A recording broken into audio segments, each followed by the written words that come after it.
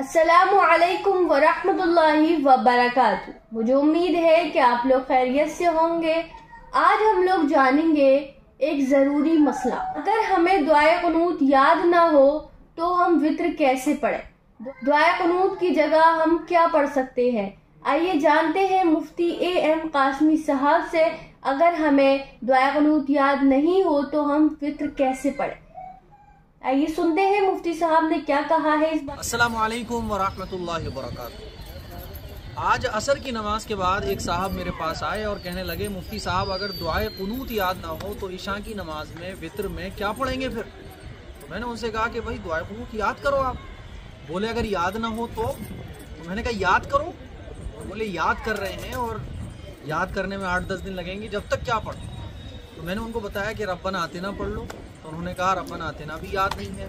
तो फिर मैंने कहा कि भाई आपको तो याद करना चाहिए, और इन चीज़ों को याद करने में जो टाइम आपको लगेगा 8-10 दिन, तो इस बीच में जो आप वित्र पढ़ोगे तो उसमें आप अल्लाहुम्मा ग़फ़िरली 3 मरतबा पढ़ लो, आपके वित्र हो जाएंगे। लेकिन ये 3 मरतबा अल्लाहुम्मा ग़फ़िरली दुआए कुनूत की जगह पढ़ने की इजाज़त तब तक है जब तक आपको दुआए कुनूत याद नहीं हो रही। ऐसा नहीं है कि आप ये सोचो कि चलो मैं दुआए कुनूत याद नहीं करूँगा, रब्बना आतिना मुझे याद नहीं है तो कोई बात नहीं है, मैं 3 मरतबा अल्लाहुम्मा ग़फ़िरली दुआए कुनूत की जगह पढ़ लूँगा वित्र में तो मेरे वित्र सही हो जाएंगे। तो ऐसा नहीं है। आप कोशिश करो, दुआए कुनूत याद करने में कितना टाइम लगेगा? 3 दिन लग जाएंगे, 4 दिन लग जाएंगे। रोज़ाना अगर एक लफ्ज़ भी याद करोगे आप तो 10 दिन में याद हो जाएगी। मेरे अजीज़ भाइयों मेरी बहनों, हमें आसानियाँ इतनी भी नहीं तलाश करना चाहिए।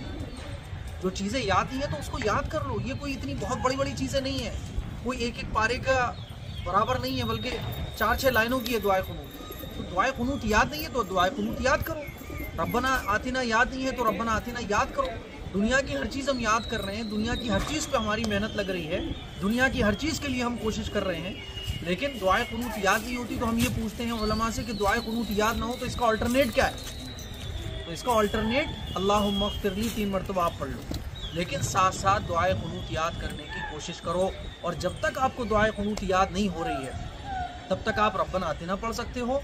और रब्बना आतिना भी अगर याद नहीं है तो आप 3 मरतबा अल्लाहुम्मा ग़फ़िरली अल्लाहुम्मा ग़फ़िरली अल्लाहुम्मा ग़फ़िरली पढ़कर अपनी नमाज वित्र कंप्लीट कर सकते हो। लेकिन ये वही है कि आपको दुआए कुनूत याद करनी पड़ेगी, ठीक है?